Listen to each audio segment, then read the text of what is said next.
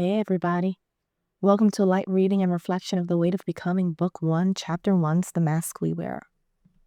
For those of you who don't yet know me, I'm Venus Hernandez. I'm an HR leader, author, city girl turned farmer, former military member, woman of color. From the South Bronx to Philly, yes, that does mean I rock the Yankees fitted while cheering for the Sixers. If you know, you know. I'm a mother, grandmother, sister, wife, favorite auntie, don't get jealous now, best friend, regular friend, debatable, a colleague, patient, caregiver, survivor, hip-hop lover, professional, sometimes a little hood-witted, and that list goes on and on. I'm a simple person with a lot of complexity, and I'm willing to bet that most of you are like me. You held a lot of different titles and worn a lot of different hats throughout your life and career. It's pretty common. But for some of us, in addition to all those titles and hats, are the mask. See, we learn early on how to wear the mask. The polite smile, the measured tone, the version of ourselves that makes others more comfortable. But what happens when that mask starts to suffocate the person underneath? What happens when we look in the mirror and no longer recognize the person who's staring back at us? How do we find the courage to take it off, even when the world around us still rewards the costume? The first chapter of my book was written for my daughter, and it's dedicated to you. My daughter came to visit with me earlier this week, her eyes swollen, voice cracking, carrying a kind of tired I know all too well. She asked me to teach her the language I once mastered, the hustle tongue, the code of keeping quiet, the yes ma'am when you want to say hell no, the way you smooth out your edges just to make it through another meeting without being labeled too much. Yeah. She wanted to learn how to switch up and how to make herself small enough to fit in rooms that were never built for her. And that's when it hit me. Mi pertenencia. My belonging? It wasn't real. It was rehearsed. Performative. A mask I'd been wearing for years. I'd been fluent in survivalese. Smiling when I wanted to scream, laughing so nobody flinches, and teaching her. Teaching her without words that blending in was safer than being seen. So this is my letter to her. And if you are her and she is you, then my dear, this letter is for you too, because the world doesn't need another version of me wearing somebody else's ease like armor. It needs her. You. Raw, radiant, studying your truth, unmasked, unmuted, and unapologetically you. So my dearest, sweet Ariel, mi querida hija. When people talk about code switching, mama, they often reduce it to the idea of adjusting tone, word choice, or speech patterns. They call it professional, adaptability, or emotional intelligence, but for many of us, as you're starting to see, code switching isn't about communication at all. It's about concealment. It's the quiet, daily work of masking parts of yourself. The way you speak, the way you dress, the way you express joy, anger, humor, all to exist in spaces that whisper, you can be here, but not like that. Splattening your accent so you won't be othered.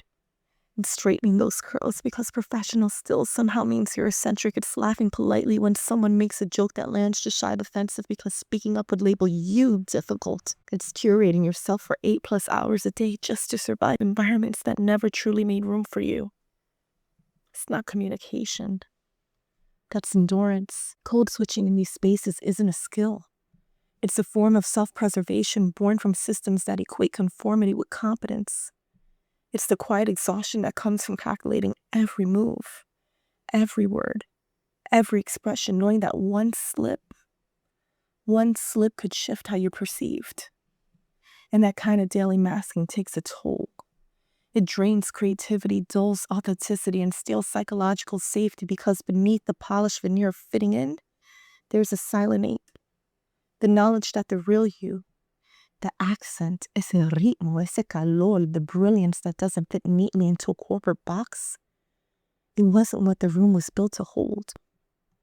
And that masking, it isn't sustainable. It's heavy.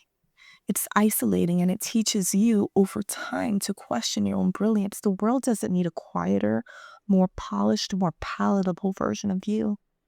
It needs the full, unapologetic, extraordinary version, you know? The one you keep editing down to make others more comfortable.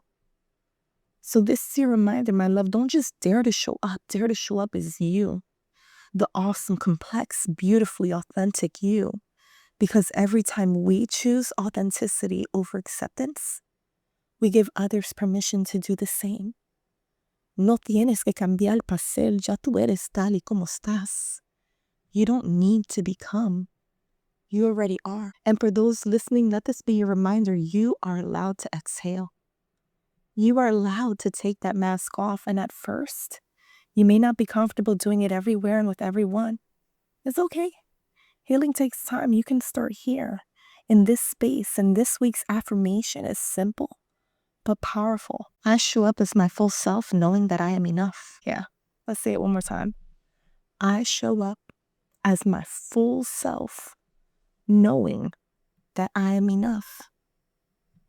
Say it again. Say it slowly. Say it until it sinks past the surface. Say it until your body believes it. You are enough without the mask. What began as a love letter to my daughter became something far bigger than I ever imagined. One letter turned into a book that invited others to pause and look inward. The book gave birth to reflections and essays for leaders, teachers, coaches, and medical providers, and those reflections moved people and organizations into action. What started as a single offering has grown into a quiet movement of truth-telling, self-inquiry, and collective becoming. And I am grateful, so grateful to be a part of it. If you want to explore more stories and reflections, you can find the book on Amazon. You can join me on Substack or find other ways to connect by visiting me online at venushernandez.com. Thank you for listening, for showing up, and for choosing to sit with these stories. I hope you'll join me again next week as we continue this journey of becoming together.